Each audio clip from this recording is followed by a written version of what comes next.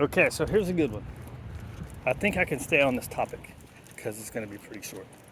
So I think yesterday I was talking about having to fulfill your dog's needs and having troubles in multiple dog households. A lot of times it's because you're letting the dogs take care of themselves. So today, there's this chick that lives like right there, and she had this. She did. It's not had. She has a poodle, right? And she never has it on leash. It doesn't listen to her. One time I was working with crew on the what do I call it? The problem solving obstacles. And the dog was all running up to us, harassing us. And she finally got over and got it. It wouldn't go back to her. She finally got over and got it and walked off, right? And then took it right back off leash. And of course it came right back and started harassing us again, right? And then she finally came and got it. She's like, hey, what is that stuff? Maybe I want to do it with my dog. I was like, you need to get control of your dog first. You need to get a good recall. You never walk that dog on a leash and it never listens to you, right? So I was like, you need to get control of the dog first and then you can do this kind of stuff. Now, she's been here for probably at least 6 months, right? And I've seen her probably 3 times, right? Until the last couple weeks, she's been coming out a lot more in the morning times. After I fed everybody, right, and then I start coming out on my second rounds, I've been seeing her a few times. So now she has, you know what she did? She went and got another poodle. So now she has the poodle, the older poodle that she can't control, and now a younger poodle, right? So what did she do? She got the other dog to try to help that dog out, right? So when you have one dog, you have to get your dog good. Then you get another dog, right?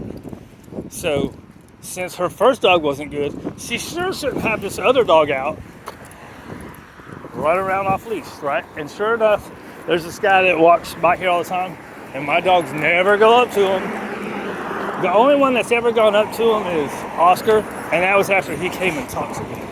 So he came and talked to me, and then he was walking off, and Oscar went and tried to hurt his legs. I was like, ah! So I corrected Oscar for doing that, right?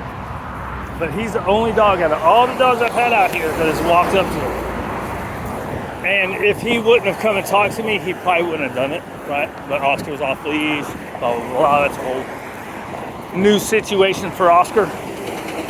But I was walking back with my black dog brigade, and sure enough, that guy Charles, he walks over by where she was, which is where I'm usually at, and both of her dogs running up to him, barking and screaming at him, blah, blah, blah, the whole time. Why? And she's not even doing nothing, right?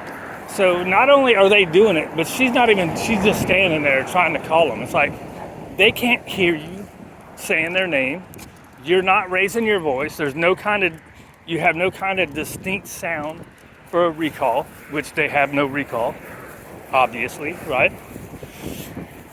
Then that brings up another point, right? There's so many people that just let their dogs bark and bark and bark at things. Disrupt it. Hit them on the butt. Grab their collar. Hey, stop, do something. Poke them on the shoulder. You disrupt the barking. Do not let it go on and on and on.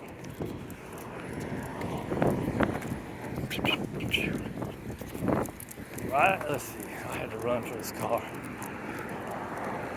I mean, I didn't have to. What else? Anything else?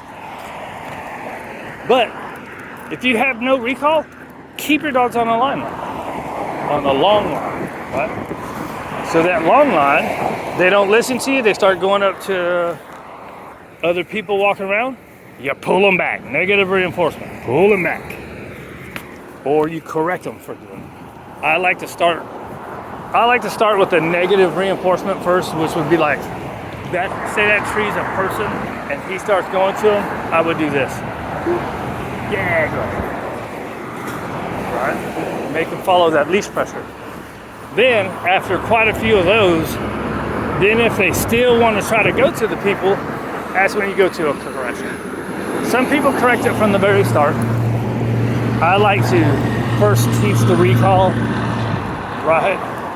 And my area isn't ideal, so sometimes I have to use the negative reinforcement and the corrections sooner than I like to.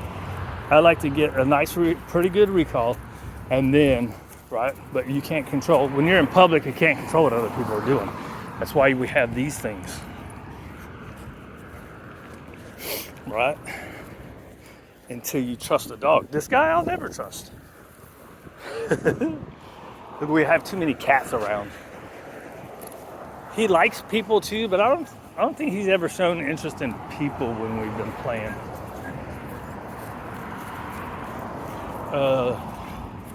I think I went off on a tangent. Oh, and then you have your e-collars, right? If you don't want to have your dog on a leash, e-collar trainer. And all you people say, oh my God, it's not a collar. It's not that big a deal. The technology has changed since the 70s. Pull your head out of your butt. Right? Now, I don't use them, but I use negative reinforcement and positive punishment via the leash and collar. And then, what else? I went off on another tangent.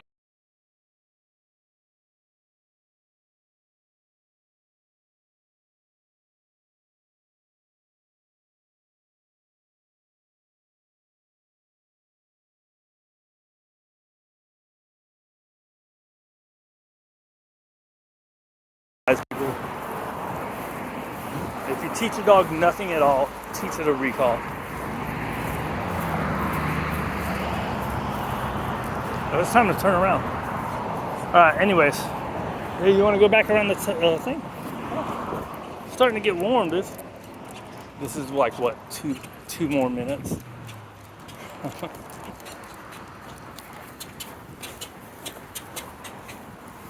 Chico, that's a good boys.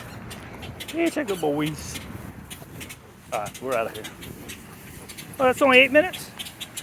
Dang, I thought that was longer. Oh, because I didn't start until the curve.